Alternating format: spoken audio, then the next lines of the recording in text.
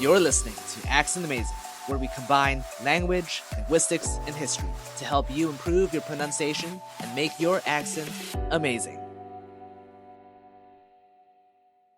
Hey everyone, welcome back to Accent Amazing. I'm your host, Adrian Lin, and today we're going to dive into a topic that I think can be a little bit confusing, especially for language learners: pronunciation and accent. A lot of people mix these two up, and I get it, there's a bit of overlap. But in this episode, I want to show you how these two concepts are different, even though they are kind of related. So let's break it down. First, pronunciation is the ability to convey words in a way that people understand you. This involves clearly saying the proper sounds in words and distinguishing between the different sounds that make words unique from each other. So, for example, if you mispronounce hut as hat, meaning you have the sound being switched for the sound, that's a problem because people will recognize it as the other word, not the word you were trying to say. Or if you can't pronounce r and l, and then you mix them up, you get red and lead. So those are two different words as well, and people will have a hard time understanding you. This can lead to a lot of confusion. On the other hand, accent refers to the manner in which you pronounce words, which may tell people where you're from or even whether you're a native or non-native speaker. For instance, you might have a regional accent like a New York accent, a British accent or an Australian one, or you might have a non-native accent if you're speaking a second language. So in today's episode, we'll look at these in more detail: pronunciation and accent, and how you can work on both to become a more fluent and native sounding speaker. Let's talk about pronunciation. As I said, pronunciation is about making sure people can clearly understand the words you're saying. In linguistics, the smallest unit of sound that makes a difference in meaning is called a phoneme. Phonemes are the building blocks of a language. They're the sounds that distinguish one word from another. For example, if you switch the R sound for the L sound in red, you get lead. That means that they're completely different phonemes in English because you've switched one of them for another, and now you got a completely different word. In Japanese, however, the R and L sounds aren't treated as separate phonemes. They're not registered in the Japanese mind as different phonemes because if you said the word sayonara, which is typically with an R-like sound, kind of like a da, so it's kind of like R. But if you said that with an L-like sound, like sayonara, people will still understand this as the word sayonara. It won't be thought of as another different word. That's because they're not different phonemes. You might have a little funny accent when you're saying sayonara. They might hear that. They might not even hear that, or they might just be able to hear that something is off, but they won't think of it as a separate word. Unlike if a Japanese speaker were speaking English and said red like lead or uh, real like lil. That's because they're not different phonemes in Japanese, but they are in English.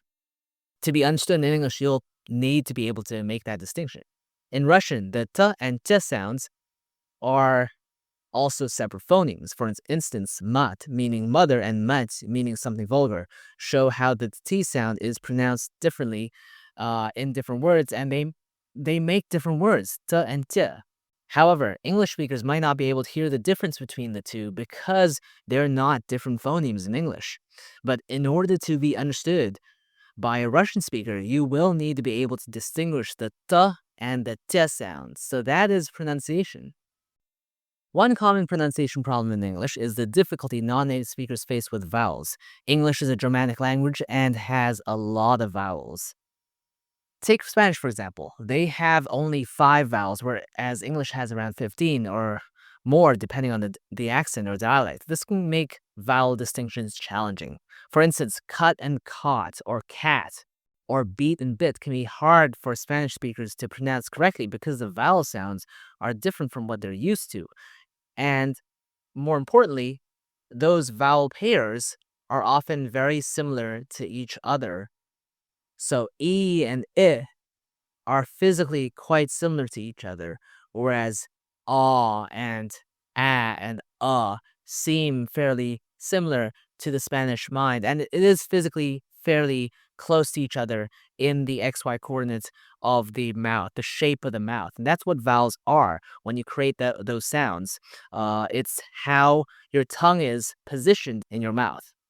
In non-English examples like French, you get the U sound, which doesn't exist in English, and English speakers might pronounce it as oo. However, this is a problem because tu and tu are completely different words in French, although this isn't true in English because we don't have the u distinction, and that means that they are different phonemes. As I mentioned, pronunciation is about ensuring that people understand you correctly, and mastering phonemes is crucial for that. Now, let's talk about accent. Accent is all about how you pronounce the words, the manner, and the way that is often linked to where you're from or what language you speak natively. Accents can be regional, like a New York accent or a Southern accent, or they can be non-native accents like a French accent when speaking English. So what is it that causes accents to sound different? It all comes down to allophones. Allophones are the physical variations of the same phoneme. Every phoneme has at least one allophone, and many have several allophones. Let me explain with an example. The vowel a, as in hat, can be different depending on the word. Hat is pronounced a, but in the word hand, it's pronounced air. These subtle differences in how the same phoneme is pronounced physically as allophones is called allophonic variation. And this isn't always true for all dialects. So in American English, you get hat and hand, but in British English, the allophone is the same, hat and hand, right? You can hear the difference. Hat and hand is British, and hat and hand are different in American English, even though they are part of the same phoneme.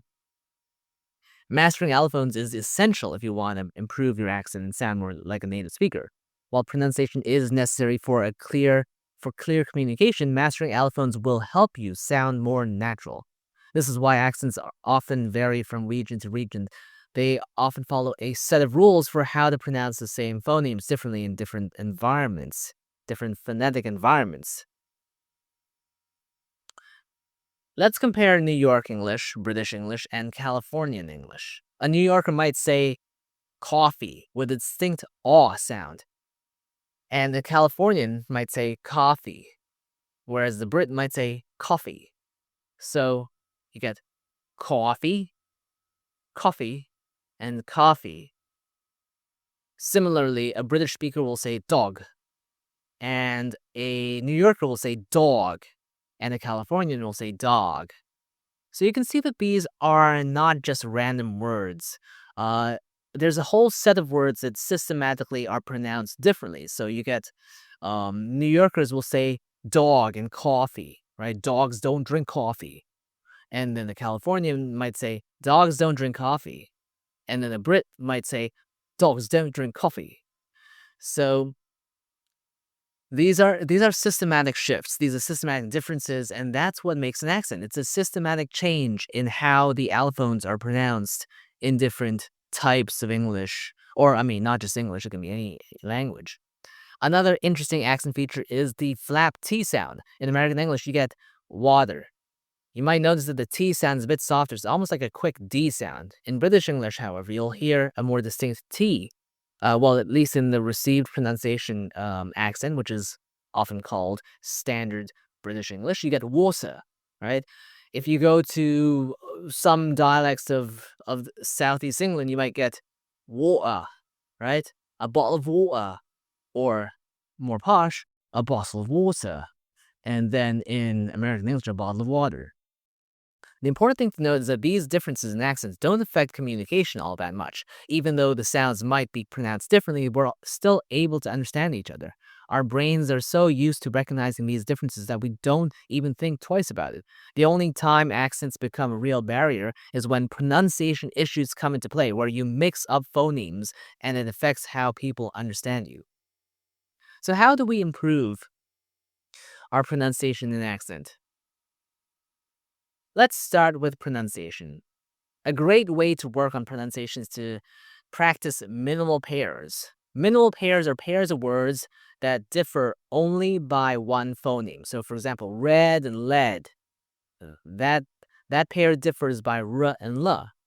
Practicing middle pairs helps your brain distinguish between subtle differences in the sounds or not so subtle differences. It depends on your native tongue and your your linguistic background, whether it's subtle or not. To us native English speakers in a lot of European languages, r and l are clearly, obviously different because they're phonemic in your language. They're phonemes. So you get red and lead, or you get, um, let's see, I'm trying to think of a Spanish example. You get para. I'm not sure if there's a word pala, but those would be very obviously different. But for a lot of, for example, Japanese or Korean speakers, R and L are not different phonemes. So perceptually, the brain has grown up in a way that it's learned to ignore the differences. But by doing minimal pairs, you're comparing and contrasting the sounds right next to each other immediately, one after another. And this has been proven scientifically to help people rewire their brains to hear the differences, to perceive the differences. If you're a Japanese speaker and you can't distinguish between R and L, practicing minimal pairs will help you hear and make that distinction more clearly. This is what I did as well. I remember when I first started learning Russian, we didn't have Russian in school, but there was like a couple of us that we wanted to learn Russian, and one of the French teachers was actually Russian, and so she offered to teach us like once a week or maybe twice a week during lunchtime, and we had like Russian club. And I remember one day we were working on the difference between mat and mat, and so she said to the four of us, she said, "Okay, today we're gonna learn to pronounce these two words, mat and mat." And then we all were like, "That's the same word." I mean, we could see that they were spelled differently, but we couldn't hear the difference, and that's because a it was not a phoneme in English. "T" and "t" are not different phonemes. If I say team and if I say team, team and team, one of them sounds a bit weirder, but they don't sound perceptually different as categories. They're the same sound in English, just with a slightly different twist. How I learned to pronounce it is just by saying minimal pairs, like t, t, and you can also do this as well to make it more obvious by comparing and contrasting, and science backs it up. When it comes to the accent, it's a bit more challenging. To work on your accent, you'll need to master the allophones of the language. One way to do this is by analyzing a piece of text, highlighting where the sounds change, and then practicing those sound changes slowly and carefully. It's often very systematic, but it's like an algorithm. There are rules, but you'll have to know what the rules are, and sometimes those rules are fairly complex. Sometimes they're fairly simple. You'll still need to actually think about how and where the sounds are changing, because it's not just, it's always like this. It's like you'd say, this phoneme becomes its allophone number one in this context, but becomes allophone number two in another context. So you'll have to recognize when it changes, and that's more difficult. So annotating, writing on paper, identifying it visually is a good start. And then afterwards, you'll read that again.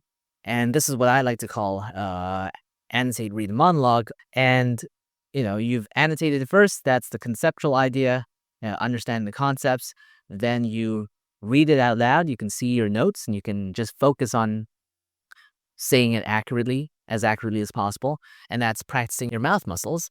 And then going into the monologuing where you talk to yourself. And this is the hardest part because you don't get to see your notes, but you still have to actually say the sounds correctly based on the rules that you're trying to internalize. But over time, you will be able to say it more quickly and calculate when the allophones change into the accent more accurately and more quickly. It'll take hard work, but it's important.